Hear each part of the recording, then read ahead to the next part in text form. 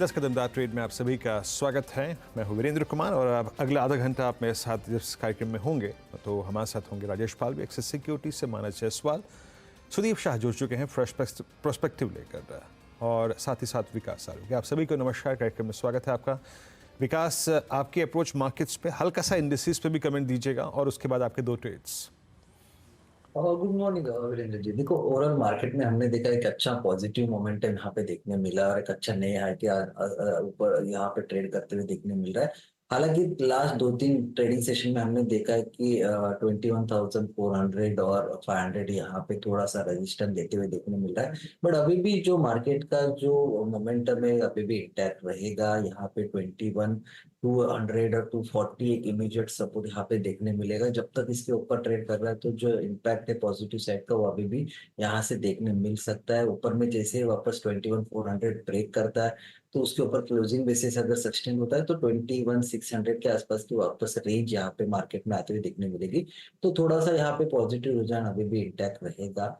आज के लिए स्टॉक जो हमने सिलेक्ट किया उसमें पहला है पीवीआर आइनॉक्स। मुझे लगता है कि कल जिस हिसाब से इसमें एक अच्छा पॉजिटिव मोमेंटम आया था, हालांकि आज के फर्स्ट आधे घंटे में हमने देखा थोड़ा बहुत रिट्रेस हो चुका है कल के हाई से, लेकिन मुझे लगता है अभी भी इसमें एक पॉजिटिव रुझान देखने मिल सकता है। 1940 का टारगेट ऊपर में लेके जा सकते हैं। नीचे में जो स्टॉप लॉस निकल के आ रहे हैं वो 1760 के आसपास का एक स्टॉप लॉस लगा के इसको बाय करना है। और ये ट्रेड 1 से 2 दिन के पॉइंट ऑफ व्यू से लेके जाना चाहिए। मुझे लगता है 1940 के आसपास के अच्छा रेंज यहाँ पे देखने मिल सकता है। तो आइनॉक्स आइनॉक्स पीवीआर आइनॉक्स यहाँ पे बाय करके जाना चाहिए। दूसरा मेरा बाय कॉल रहेगा वोल्टास। वोल्टास में वीकली चार्ट पे डाउनवर्ड ट्रेंड लाइन का एक ब्रेकआउट देखने मिला था लास्ट वीक में, और ये वीक की शुरुआत से ये अच्छा मूव यहाँ पे देखने मिल रहा है। तो वोल्टास यहाँ पे बाय करना है, जहाँ पे इसका जो टारगेट निकल के आ रहा है वो 910 के आसपास के टारगेट के लिए यहाँ पे वोल्टास को बाय करना है। और जो स्टॉप लॉस निकल के आ रहा है नीचे में 857 के आसपास का, तो 857 के स्टॉप लॉस से इसको बाय करना है 910 के टारगेट। ओके, तो ये फिलहाल वोल्टास और पीवीआर, ये दो ट्रेड्स विकास ने पिक किए हैं। सुदीप, गुड मॉर्निंग, बताइए आपको क्या पसंद है? गुड मॉर्निंग हर्षदा जी। मेरा पहला पिक है शिपिंग कॉर्पोरेशन ऑफ इंडिया। हमने कल ये स्टॉक में एक अच्छा मोमेंटम देखा था, और कल के मोमेंटम के बाद यदि हम देखें चार्ट्स पे, तो जो short to medium term charts पे जो 8 सितंबर फिर अक्टूबर इसके जो स्विंग हाईज थे, स्टॉक ने अब इसके ऊपर सस्टेन किया और कल वॉल्यूम के साथ बाइंग हुए और डिलीवरी मार्किंग्स भी बहुत अच्छी हुई है। तो मुझे लग रहा है जो चार्ट का सेटअप है short to medium term perspective से डेली, वीकली और मंथली टाइम फ्रेम पे, ये बहुत ही बढ़िया है और ये ब्रेकआउट चार्ट है। तो मुझे लग रहा है यहाँ पे 166 के स्टॉप लॉस से 180 के टारगेट के लिए हम शिपिंग कॉर्पोरेशन बाई कर सकते हैं। मेरा दूसरा पिक है एक्साइड इंडस्ट्रीज। एक्साइड में हमने देखा है पिछले 2-3 दिन में एक अच्छा बाइंग हुआ था। 303 302 का जो एक रेजिस्टेंस था, स्टॉक अब उसके ऊपर सस्टेन भी कर रहा है। सारे टाइम फ्रेम पे ये स्टॉक पॉजिटिव है।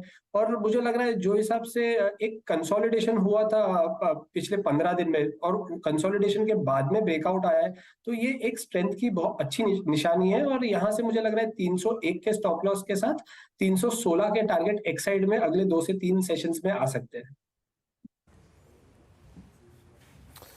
ओके, यहाँ पे आपके दो ट्रेड्स हो चुके हैं। एक्साइड डाटा सब दूसरा ट्रेड रखिएगा सुदीप जी का, तो कुल मिला के 4 ट्रेड्स अब तक हो चुके हैं। बट मैं स्क्रीन को जो रीड कर रहा हूँ उसमें इंडेक्सेस अभी भी बहुत कंफर्टेबल जोन में नहीं है, बट एक सेक्टर जो कि इमर्ज हो रहा है हायर लेवल्स पे भी और लोअर लेवल्स पे भी। जो स्टॉक ऑल टाइम हाई पे था, कंज्यूमर हो गया।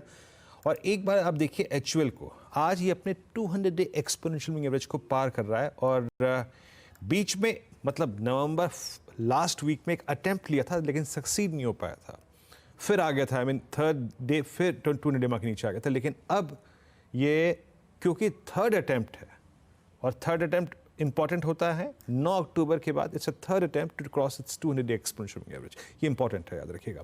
मानस एक टिप्पणी करिएगा एचयूएल पे और उसके बाद बाकी आपके दो ट्रेड्स।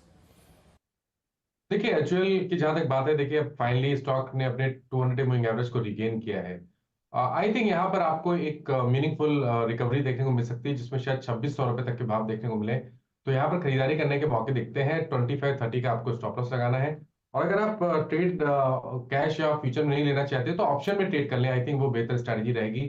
तो 2560 वाला कॉल ऑप्शन जो 33 रुपए पे ट्रेड हो रहा है, वहां पर खरीदारी करिए। स्टॉप लॉस 27 रुपए के नीचे लगाइए और इस ऑप्शन में आप 45 रुपए तक के टारगेट देख सकते हैं। अभी के लिए जो ट्रेड है वो पहला ट्रेड तो नौकरी पे रहेगा, क्योंकि नौकरी में कंसोलिडेशन के बाद आज हमें एक फ्रेश ब्रेकआउट देखने को मिला है। तो करंट लेवल्स पे नौकरी में खरीदारी करेंगे। 5160 का आपको स्टॉप लॉस लगाना है और आपके टारगेट 5500 के आसपास के रहेंगे। और दूसरा जो स्टॉक है वो इंडस स्टार का है। इंडस स्टार में भी खरीदारी करने की राय रहेगी। देखिए 2 दिन पहले ब्रेकआउट देखने को मिला था, बट पिछले 2 दिनों से कंसोलिडेशन देखने को मिल रहा था। आज के पैटर्न देख के लग रहा है कि शायद यहाँ पर एक रैली आप बिल्कुल देख सकते हैं। तो करंट लेवल्स पे इंडस टावर में खरीदारी करनी है 196 के स्टॉप लॉस से 208 रुपए तक के टारगेट यहाँ पर भी पॉसिबल है। में एक अपॉर्चुनिटी फिर दिख रही है और साथ ही नौकरी आने की इन्फो एज में भी। पालवे जी, आपने क्या नया पिक किया? आई थिंक हर्षिता जी, काफी लिमिटेड अपॉर्चुनिटी आज मार्केट में। जिस तरीके से निफ्टी में एक प्रेशर है, तो हमें लगता है कि जो थीम प्ले आउट होते हुए दिख रही है वो एक टाटा कंज्यूमर, जो कि एक स्टॉक है जहाँ पे एक अच्छा मोमेंटम दिख रहा है। तो टाटा कंज्यूमर होगा पहला स्टॉक बाय करने के लिए, और यहाँ पे हमें लगता है 1010 1020 की तरफ ये स्टॉक अब बढ़ते हुए दिखेगा। फ्रेश ब्रेकआउट मिला है कंसोलिडेशन का। तो टाटा कंज्यूमर पे स्टॉप लॉस रखेंगे हम करीब 960 के आसपास, और यहाँ पे 1010 1020 तक के अपसाइड के टारगेट एक्सपेक्ट कर रहे हैं। जो दूसरा स्टॉक हमें यहाँ पे पसंद आ रहा है वो ग्लेनमार्क का है। ग्लेनमार्क में देखें तो एक मोमेंटम बना हुआ है। हालांकि ओपनिंग के बाद से थोड़ा सा एक डाउन टिक जरूर लिया, लेकिन एक अच्छे सपोर्ट के आसपास अभी ये स्टॉक ट्रेड कर रहा है। हमें लगता है ग्लेनमार्क में यहाँ पे लॉन्ग साइड का ट्रेड लिया जा सकता है। 812 रुपए का स्टॉप लॉस रखना होगा, छोटा ही स्टॉप लॉस होगा। 812 के स्टॉप लॉस से बाय करेंगे, और अपसाइड में हमें लग रहा है इसमें 835 840 की तरफ मोमेंटम आते हुए दिख सकता है। ग्लेनमार्क में देखिए फिर से रीइटरेट किया जा रहा है वो ट्रेड, और साथ ही टाटा कंज्यूमर। तो बेसिकली बहुत गिने चुने काउंटर्स में ही पोजीशन इस समय ली जा सकती है, और लार्जली वो ट्रेड्स मार्केट में डिस्कवर हो चुके हैं। एक बार निफ्टी बैंक स्क्रीन पर रखते हैं। 200 अंकों की गिरावट, तब ये 47,700 के नीचे। आपको याद होगा जब हम सुबह में मेंशन कर रहे थे 47,800 को होल्ड करने की कोशिश चल रही थी, और यहाँ पर जो दबाव डालने का काम हो रहा है वो स्टेट बैंक ऑफ इंडिया की तरफ से हो रहा है। आपका HDFC बैंक देखेंगे तो करीब 0.5% की गिरावट वहाँ, तो इसकी तरफ से भी अच्छा खासा प्रेशर, और ICICI बैंक भी थोड़ा सा लड़खड़ाया है। ये जो वीकनेस है, इसमें क्या पोजीशंस तेजी की लेनी चाहिए सुदीप बैंकिंग काउंटर्स में, स्पेशली HDFC या SBI? हर्षदा जी, मैं SBI पे तो कमेंट नहीं कर पाऊंगा, पर मैं HDFC बैंक पे जरूर एक व्यू दे सकता हूँ कि HDFC बैंक का यदि हम चार्ट देखें तो जो हिसाब से पिछले 1-2 दिन से हायर लेवल्स पे जो थोड़ा कंसोलिडेशन देखा जा रहा है 1650 1660 के बीच में। पर फिर भी यदि आप पिछले 5-6 दिन का जो एक ये देखें ना, जब ब्रेकआउट आया था जो 1600 के आसपास जो गैप था, वो अभी तक गैप भरा नहीं है। तो मुझे लग रहा है जब तक ये जो गैप है 1600 1610 के बीच का जो जोन है, इसके ऊपर HDFC बैंक सस्टेन करता है, और यही एरिया के आसपास 200 दिन का मूविंग एवरेज भी है। तो मुझे लग रहा है ये 1-2 दिन शायद से और साइडवेज रह सकता है, पर ओवरऑल बैंकिंग का ट्रेंड अच्छा है, और बड़े अपमूव के बाद ये हल्का फुल्का कंसोलिडेशन ही मुझे नजर आ रहा है। तो मुझे लग रहा है कि 1620 1630 के बीच का जो भी डिप यदि मिलता है, तो वहां पे 1600 के स्टॉप लॉस के साथ पोजिशनली HDFC बैंक को लॉन्ग करके ट्रेड किया जा सकता है, rather than playing for a short idea. लेकिन निफ्टी बैंक की तस्वीर बिगड़ रही है। मानस, कोई ट्रेड इस समय के लिए निफ्टी बैंक में बन रहा है क्या? देखिए सही है कि हाई लेवल पे थोड़ा सा रेजिस्टेंस बैंक निफ्टी फेस कर रहा है, लेकिन जैसे मैंने निफ्टी पे आपको बताया कि लोअर लेवल पे जब 280 के नीचे जाएगा तभी बिकवाली करनी है, वैसे ही बैंक निफ्टी में भी ध्यान रखिए 47,500 के ऊपर जब तक ट्रेड करता रहे, आई थिंक यहाँ पर बिकवाली नहीं करनी चाहिए।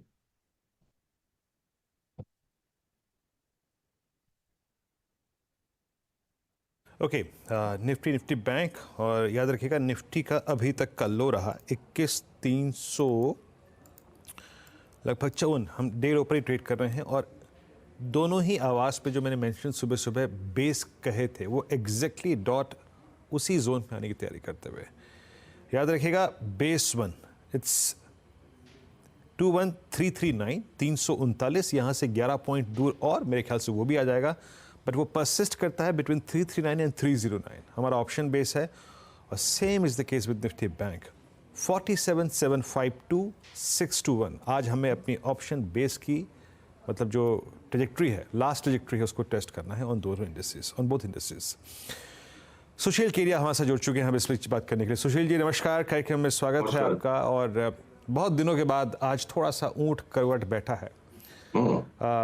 निफ्टी बैंक हार्ड है, बस थोड़ा सा रिट्रेस, वो कूलिंग ऑफ की जरूरत भी थी सुशील जी। आप इसे कैसे देख रहे हैं, और ये कूलिंग ऑफ इंडेक्स में निफ्टी बैंक में कहां तक हो जाए तो अच्छी है और उसकी जरूरत भी है? देखिए, ये कूलिंग ऑफ है, ये शब्द आपने बिल्कुल सटीक इस्तेमाल किया है। ओवरऑल मार्केट पर कोई टॉप के लक्षण बने हैं ऐसे कोई भी मुझे टेक्निकल पैरामीटर्स नहीं मिल रहे। कुछ कुछ स्टॉक्स हैं जो साइकिल को लीड कर रहे हैं, तो उनमें कहीं सिलेक्टिव शॉर्ट सेलिंग भी अब हो सकती है, वो उस पर हम बाद में आते हैं। और आपको मैं ग्लोबल मार्केट से लोकल को कनेक्ट करता हूं। अगर एसएंडपी आज रात को अनुमानित है कि अब ये न्यू हाई पर जाएगा और नैस्डैक पहले ही जा चुका और इंडिया सबसे पहले जा चुका है, तो एसएंडपी और भी 2-3 दिन मुझे लगता है थोड़ा उबलेगी और उसके बाद वहां ठंडक आएगी। तो इंडिया और एसएंडपी को जो रोज का रोज हम देखते हैं, 2-3 दिन के गैप से इनका मूवमेंट चलता है। तो इंडिया पहले ही कूल ऑफ हो रहा है और एसएंडपी उफन रहा है। अब 2-3 दिन वो जो ठंडे होंगे, उस बीच में हम यहाँ से वापस भाग लेंगे। तो हो सकता है कि आपकी मेरी वार्ता खत्म हो अगले 5-10 मिनट में बाजार घूम जाए, तो मुझे आश्चर्य नहीं होगा। और इस बाजार में नीचे के डाउनसाइड के एस्टिमेट्स को निकालना कोई बहुत बुद्धिमानी की बात नहीं लगती है। या जैसे रिवर्सल आएगा वापस निफ्टी पे बाई करना पड़ेगा, जो भी ट्रेड कर रहे हैं। बैंक निफ्टी भी जो इंट्राडे में ओवरसोल्ड है, हो सकता है आपकी मेरी वार्ता खत्म होते होते तक बाजार का मिजाज बिल्कुल बदल जाए। तो ये जिसे कहते हैं ना, वो थोड़ा दबा दबा करके, आप टूथपेस्ट में से जब वो लास्ट का दबा दबा के थोड़ा निकालते हो, तो बाजार बस उतना ही दबा दबा के लोगों के सौदे निकाल पा रहे हो। बड़े झटके मुझे नहीं आते लग रहे अभी। बिल्कुल। और चलिए, तो इस कूलिंग ऑफ शब्द को सही बताते हुए टिप्पणी आपने सुशील जी की सुनी यहाँ पर। अच्छा, अब आता है सुशील जी यहाँ पर एक वो चीज़, इस कूलिंग ऑफ शब्द के साथ साथ अब हम स्टॉक्स को पिक करना शुरू करते हैं। वो स्टॉक्स जो कि ओवरबॉट ट्रेजेक्ट्री में थे या फिर तर्कसंगत नहीं थे हायर लेवल से बाय करने में, लेकिन इस कूलिंग ऑफ जो कि रिक्वायर्ड थी, उसके बाद आपको लगता है कि हाँ, प्लस माइनस 1-2% में आपको एंट्री मारनी चाहिए। आपके प्रेफर्ड बायर्स क्या है इस वक्त इस बाजार में? चलिए, हम पहले एफ&ओ की बात करते हैं, क्योंकि कैश की लिस्ट बहुत लंबी, उसको लास्ट में एड्रेस करने की कोशिश करेंगे। अगर पीसीआर मेरा स्क्रीन शेयर कर पा रहा है, तो आप ये देखिए कि आईटीसी की फ्यूचर्स की ये जो चार्ट है, ये अब कूल ऑफ हो गया और अब मुझे आईटीसी यहाँ से 40-50 रुपए अगले पड़ाव में भागता दिख रहा है। भले ही निफ्टी 21,800 की भारी हो जाए, तो पोजीशंस को हमें उन इंडिविजुअल स्टॉक्स में लेके जाना है जहां अगले 7-8 दिन का ट्रेडिंग में आउट परफॉर्मेंस। तो एक हो गया आईटीसी। डेल्टा कॉर्प जो आज बैन से निकला है और इसको बिल्कुल ही दबा सा दिया गया था वो जीएसटी की कलकत्ता हाईकोर्ट की खबर आने के बाद से, तो अब ये जो ब्रेकआउट आ गया, तो मुझे लगता है कि एक ये डेल्टा कॉर्प है, हर पुल बैक में आप इसे लें। बैंकों में अगर कोटक को मैं देखूं, तो ये जो फ्लैगिंग ऑफ फॉर्मेशन बन रहा है, यहाँ से अगर ये चार्ट मेरे स्क्रीन पे आ रही है, तो बैंक्स में मैं ट्रेडिंग करने के लिए कोटक पे लॉन्ग ट्रेड पिकअप करूंगा। और अडानी इंटरप्राइजेस जिसको अच्छे से लुढ़काया जा रहा है इस वक्त, मुझे लगता है कि यही निफ्टी को लेके घूमेगा कदाच। तो इस रेखा के आसपास 2890-2900 के आसपास से या जहां से भी ये घूमे, तो मुझे अभी भी अडानी इंटरप्राइजेस में, भले ही निफ्टी में 500 पॉइंट से ज्यादा की एक बार जगह कल्पना करना कठिन है, अडानी इंटरप्राइजेस हो सकता है 2900 वाला 3400-3500 फटाफट हो जाए। तो ज्यादातर स्टॉक्स एफ&ओ में पुलबैक्स में लेने के ही रंग बन रहे हैं। अब मैं मेटल्स को अवॉइड करूंगा, खाली एक हिंडाल्को में अभी भी जगह लगती है। जेएसडब्ल्यू स्टील, जिंदल के सारे स्टील के स्टॉक्स, सेल, टाटा स्टील, ये सब अपना काम पूरा कर चुके हैं। अब इंतजार कर रहे हैं कि ओवरऑल मार्केट जरा नरमी का रुख दिखाए तो लुढ़केंगे, तो इनमें से हम हट गए। आईटी के सारे स्टॉक्स जो है लार्ज कैप्स, वो बिल्कुल उफन चुके हैं, तो हम उसमें अब नया कोई भी पोजीशन का इजाफा नहीं करेंगे। तो ऑयल मार्केटिंग कंपनीज मेरे हिसाब से उनका टॉप हो चुका है, तो हम उसमें तेजी का काम नहीं करेंगे। तो अब बचते हैं जो गिने चुने साइड पॉकेट में स्टॉक्स हैं, लीवर नहीं चला है तो वो उछल जाएगा। तो अब बहुत स्टॉक स्पेसिफिक यहाँ से ट्रेडिंग का माहौल है। इंडेक्स क्या पता पूरा दिसंबर निकाल दे 21,800 और 21,000 के बीच में। स्टॉक स्पेसिफिक ट्रेडिंग का समय आ गया है। अच्छा, ये हो गया सर आपके डेरिवेटिव्स वाले स्टॉक। अच्छा, आज की कोई सुशील जी जैकपॉट कॉल है क्या आपकी, और आपके आज के प्रिफर मिड कैप्स या फिर कैश के स्टॉक्स? देखिए, मैं एक तो क्या है ना, जैकपॉट ढूंढने का काम नहीं करता हूं। बन जाते हैं तो एक अलग बात है। व्यापार करना है, कोई दांव लगाने के लिए तो हम 9:15 बजे बाजार में आते नहीं है। कोई कोई दिन को स्टॉक चल पड़ता है ऐसा कि वो लगता है जैकपॉट है, तो जैकपॉट ढूंढने की तलाश, वो ख्वाहिश कभी नहीं रखनी है मुझे कि उसमें फंसने का काम हो जाएगा। पर हमने फिलहाल कुछ दिनों में जो अपने क्लाइंट्स को बढ़ चढ़ करके जो स्टॉक्स दिलाए कि हम केमिकल सेक्टर के स्टॉक्स में एक के बाद एक नई एंट्री करते जा रहे हैं। पुराने भी हमारे काफी सारे केमिकल्स के बाई नेम्स हैं। तो नोसिल, आपके हमने, मैं आपको देख के नाम बताता हूँ, देखो बातें करते करते ध्यान उतर जाता है। तो नोसिल के अलावा हमने Gujarat alkali alkyl amines, Balaji amines और फाइन ऑर्गेनिक्स, इनमें हमने मोटी बाइंग करवाई है। और हमें एक थोड़ा स्पेशलिटी टाइप का स्टॉक है, केमिकल्स नहीं है। ये जो जीएमएम फॉडलर है, ये मुझे लगता है कि ये मल्टी बैगर मूव अगले 1 साल में 5 गुना 7 गुना कुछ भी इसका भाव यहाँ से हो सकता है। तो एकदम इमीडिएट टाइम फ्रेम की ट्रेडिंग जो बहुत अभी उत्तेजनापूर्ण माहौल से बाजार गुजर रहा है, बेसिकली हम पैसे को 3 महीने से 6 महीने 9 महीने वाले व्यू के स्टॉक्स में शिफ्ट करते जा रहे हैं। और इंस्टेंट ग्रेटिफिकेशंस जहां जहां मिलते जा रहे हैं वहां से निकल के हम लॉन्गर टर्म टाइम होराइजन में जा रहे हैं। मुझे अगले 6 महीने तक बी ग्रुप में लगातार हर करेक्शन के बाद तेजी नजर आती है। अच्छा सुशील जी, बीच में मेरा इंटरेक्शन आपसे हुआ नहीं, मैं छुट्टियों में था, लेकिन मेरे ख्याल से उससे पहले मैंने आपसे एक बार बातचीत की थी जुबिलेंट फूड पे।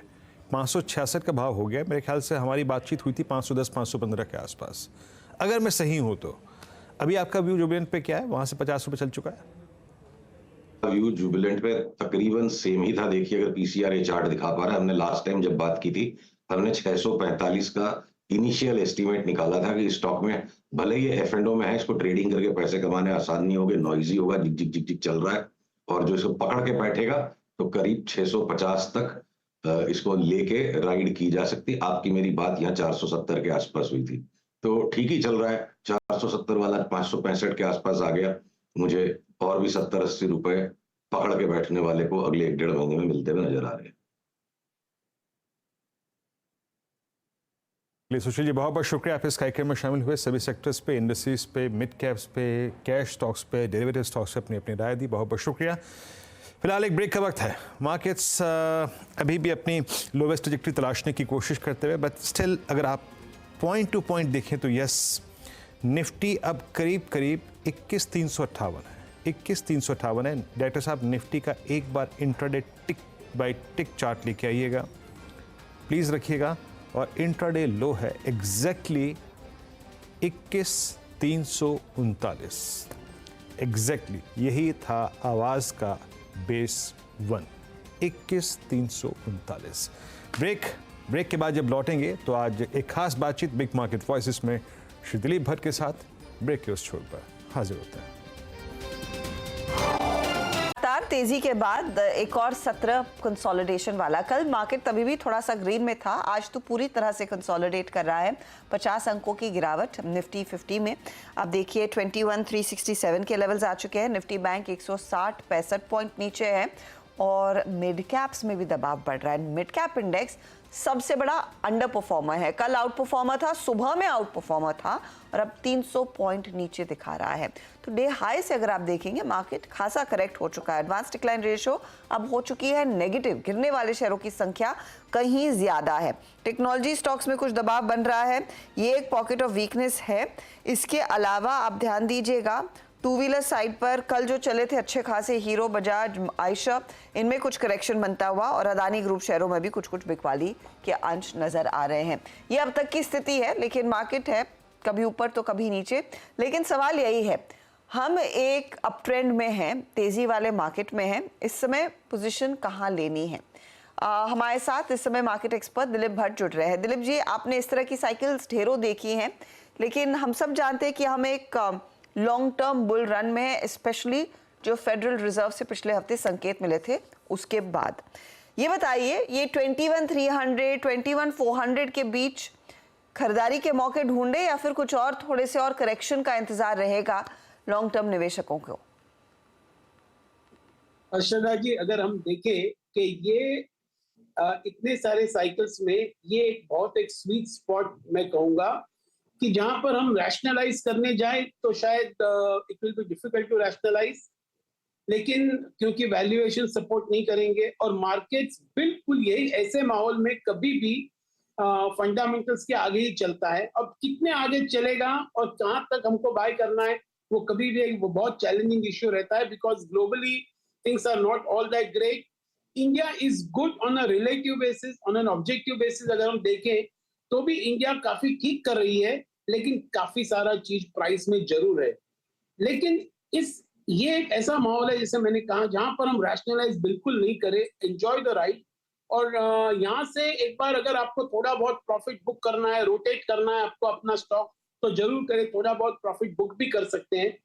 अदरवाइज मैं अगर फंडामेंटली देखा जाए तो जरूर ये लेवल एक definitely one should be cautious and one should be extremely selective अगर यहाँ से कुछ अप्रोच लेना है तो। लेकिन आपको क्यों लग रहा है कि ग्लोबल मार्केट से संकेत अच्छे नहीं? सबसे बड़ा अच्छा संकेत तो फेडरल रिजर्व ने खुद दे दिया था कि अगले साल 4 रेट कट्स की तैयारी हो रही है। बिल्कुल, मुझे लगता है कि और हमने देखा है कि किस तरह से यूएस मार्केट्स ने काफी अच्छा शानदार शो किया है यहाँ पर। तो मुझे ये जो फेड ने जो इंडिकेशन दिया है वो काफी हद तक मुझे लगता है कि इट इज गेटिंग प्राइस्ड इन, और यहाँ से the very logical conclusion is और फेड रेट कट करेंगे तो पी री रेट होगा और ऊपर जाएगा बाजार। मैं मानता हूं कि ये काफी सारा चीज फैक्टर इन हो चुका है, लेकिन एक लिक्विडिटी है जो शायद बॉन्ड से हटके इक्विटी में आ सकती है, उसी के एंटिसिपेशन में हम सब देख रहे हैं। Because 9 out of 10 bull markets world over हम देखे has been driven by the liquidity factor, और जिस तरह से भी लिक्विडिटी जोर से आ रही है वही ड्राइव कर रही है। तो शायद ये एक फैक्टर बहुत अच्छा टेलविंड देगा, लेकिन उसके सामने शायद ये fundamental valuation always will be a big challenge यहाँ से लेकर। तो मुझे लगता है कि जैसे मैंने कहा कि price markets will be always ahead of the fundamental, significantly ahead, specially in these times. अब दिक्कत वही है ना कि जो महंगा है वो और महंगा होते रहता है क्योंकि उसको बाजार पसंद कर रहा है और वहां पर थीम भी बढ़िया बन रही है। टेक्नोलॉजी पर मैं आपकी राय लेना चाहती हूँ। टेक्नोलॉजी में स्पेशली और यूएस में जो हो रहा है उसके चलते उम्मीद है कि जो रिसेशन का खतरा था वो अब टल गया है या फिर खत्म हो गया है। उसके बावजूद स्टॉक्स अभी भी थोड़े से सर्कमस्पेक्ट है। यहाँ पर आप क्या पोजीशन लेंगे या नहीं लेंगे, या फिर जब तक वो clear cut writing on the wall company की कमेंट्री अच्छी नहीं हो जाती जो शायद अगले वित्त वर्ष में ही होगी, तब तक का इंतजार करें? अर्शदा जी, मुझे लगता है आईटी एक ऐसा सेक्टर है जहां ऑन अ रिलेटिव बेसिस अभी भी वैल्यूएशंस बहुत अट्रैक्टिव है और फेवर में है। भले उसके साथ अभी वॉल्यूम टेलविंड आया नहीं है, लेकिन जिस तरह से हम एक्सपेक्ट कर रहे हैं कि the capex cycle also, expenditure cycle also to recover in US, और जिसका स्ट्रेट फायदा और जिसका रिफ्लेक्शन देखेंगे आईटी कंपनीज में भी, तो मुझे लगता है शायद आईटी कंपनीज को यहाँ से एक जरूर one should try to buy, because it will provide a resilience और डाउनसाइड जरा लिमिटेड रहेगा इसमें। भले इसमें और 2-3 क्वार्टर लग जाए विजिबिलिटी आने में, लेकिन ये यहाँ पर काफी सारे कंपनीज ऐसे हैं जो बहुत very well managed, still throwing up free cash generation बहुत अच्छा है इस सेक्टर में। तो मुझे लगता है सबको देखते हुए लग रहा है आईटी में जरूर इन्वेस्ट करना चाहिए, और one should build up a position to give more resilience to your portfolio, and one should not wait for the clear signal, because वो आए नहीं आए वो 2 क्वार्टर के बाद आए, लेकिन बाजार शायद उसके पहले ही मूव हो जाएगा। शायद इस गिरावट में अच्छा मौका है क्वालिटी आईटी कंपनी में पोजीशन लेने की। अच्छा दिलीप जी, जो आपने अब तक एनालिसिस की है और जिस तरह के समीकरण बैठ रहे हैं इस समय, अगली लीडरशिप किस साइड से आएगी? क्योंकि बैंकों में वो जो एक्शन आना था वो आ चुका, शायद वो कंटिन्यू होगा। आईटी एक पॉकेट है, क्या कंजम्पशन साइड पर देखेंगे? वो कौन से स्टॉक्स है जहां पर आपको लग रहा है कि वो अब नई रैली, इस रैली को और जोर देने के लिए और पंख देने के लिए लीडरशिप पोजीशन में रहेंगे? तो मुझे लगता है शायद ये एक फार्मा सेक्टर लग रहा है कि pharma sector will lead the rally, that will be one.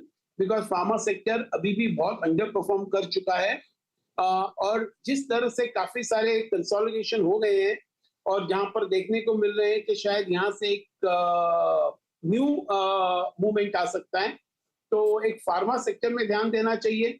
मुझे अभी भी लगता है कि इंफ्रा और कैपेक्स एक ऐसा सेक्टर है जहां पर I think the action in terms of government spending, in terms of private spending, ये काफी चलते रहेगा। और अभी तक प्राइवेट स्पेंडिंग इतना जोर से नहीं आया है, लेकिन वो भी एक्सपेक्ट कर रहे हैं। तो मुझे लगता है शायद ये infra and capital goods sector looks pretty interesting for me from the current levels. और मैं और एक कहूंगा कि एफएमसीजी सेक्टर जो वॉल्यूम ग्रोथ में अभी बहुत पीछे है, specially in the rural areas जहां पर विलेजेस में अभी भी demand strongly has not come back. और अगर हम देखें कि overall inflation has become a lot more sober at the moment, वो और वॉल्यूम ग्रोथ मिला के शायद एक एफएमसीजी में can give reasonably good returns over next 8 to 12 months। FMCG और साथ ही साथ फार्मा पर नजरें रहें, वहीं पर अच्छे खासे गेन्स बनते दिखाई देंगे। अच्छा, एक पॉकेट दिलीप जी जिसको लेकर आप काफ़ी बुलिश भी रहे हैं, पीएसयू कंपनियां, इसमें डिफेंस और खासतौर से रेलवे, और अच्छा पैसा बना है। आप पोजीशन होल्ड करते हैं यहाँ पर, कुछ और नई खरीदारी की जा सकती है? Good question, very difficult to answer. हम देखें अगर के इसमें अच्छा खासा रैली आ चुका है और अभी यहाँ से अब हमको ये देखना है कि इनका एग्जीक्यूशन साइकिल, एक या दो एग्जीक्यूशन साइकिल देखने में पता चलेगा कि एग्जीक्यूशन साइकिल कहाँ तक they are able to meet, इनका वर्किंग कैपिटल मैनेजमेंट कैसे होता है, रिसीवेबल्स कैसे होता है। तो मुझे लगता है कि यहाँ से one should be a little more careful and थोड़ा बहुत प्रॉफिट बुक करना है। 100 अगर आपका 100 रुपया इन्वेस्टेड है इसमें, तो 20 रुपया आप इसमें से प्रॉफिट बुक कर लो तो सही रहेगा।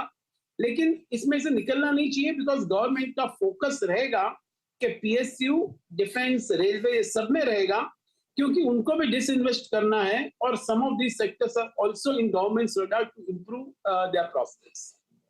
यहाँ पर तो बड़ा एक्शन बनता हुआ दिखाई जरूर दे रहा है। अच्छा, एक सेगमेंट जो काफी भाग चुका है वो है अदानी ग्रुप कंपनियां। यहाँ पर ऑफ कोर्स रीफाइनेंसिंग की कंपनियों ने बात की है। हम देख रहे हैं पोर्ट बिजनेस में क्या वॉल्यूम पिकअप देखने को मिल रहा है, एयरपोर्ट बिजनेस में इनका एक्सपोजर अच्छे खासे रिटर्न्स कमा कर दे रहा है। इस स्पेस पर आपकी क्या राय होगी? मुझे लगता है अडानी ग्रुप में जरूर on a long term basis एक ये ऐसा कॉन्ग्लोमेरेट बनने जा रहा है जहां पर अगर हम देखें कि every company in this conglomerate में पैसा बनता है। तो ये एक फेज होता है कॉन्ग्लोमेरेट का, जब वो ग्रो होते हैं, बहुत बड़े बनते हैं, तो you make money in almost every company. और अडानी ग्रुप वही एक माहौल पे पहुंच गया है और शायद यहाँ से भी काफी सारे कंपनीज, बिकॉज इनकी काफी सारे कंपनीज ऐसे सेक्टर में हैं जो ग्रो होंगे अगर इंडिया को ग्रो होना है तो मुझे लगता है इस सबको ध्यान में रखते हुए लग रहा है कि Adani group as a conglomerate will give a very good returns in the times to come. And of course हम ये भी देख रहे हैं कि उनके younger generation are very smart and how they are taking it forward.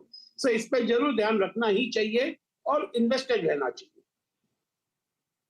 Dilip ji, बहुत बहुत शुक्रिया हमारे लिए समय निकालने के लिए और अपनी राय देने के लिए। तो बेसिकली मार्केट जो कंसोलिडेशन में है और डिप्स दे रहा है, वो एक बढ़िया मौका है नई पोजीशंस लेने का, चाहे वो टेक्नोलॉजी में हो, चाहे वो फार्मा में हो, चाहे वो आपके एफएमसीजी स्टॉक्स में हो। लेंगे इसी के साथ हम आपसे इजाज़त, लेकिन अब मार्केट में एक्शन कैसे और बढ़ेगा और कहाँ से आएगा उसका जिम्मा नीरज जी के हवाले। Neeraj ji, over to you. जी हाँ, बिल्कुल। और डेल्टा कॉप आज का टॉप गेनर एफएन होगा, तो आप समझ सकते हैं मार्केट का मूड क्या है। रेड है, खैर। अभी मैं सुन रहा था उनको, केडिया जी को सही कह के गए कि टूथपेस्ट से आप दबा के निकाल रहे हैं आखिरी हिस्सा। हाँ, वही हो रहा है एक्चुअली। थोड़ा स्ट्रेच है, लेकिन जो अभी आपने कहा ना डिप पे मौके हैं, तो देखते हैं क्या होता है। चलिए खैर, शुरुआत करते हैं हेडलाइंस के साथ, फिर आपके सवालों के जवाब दिए जाएंगे।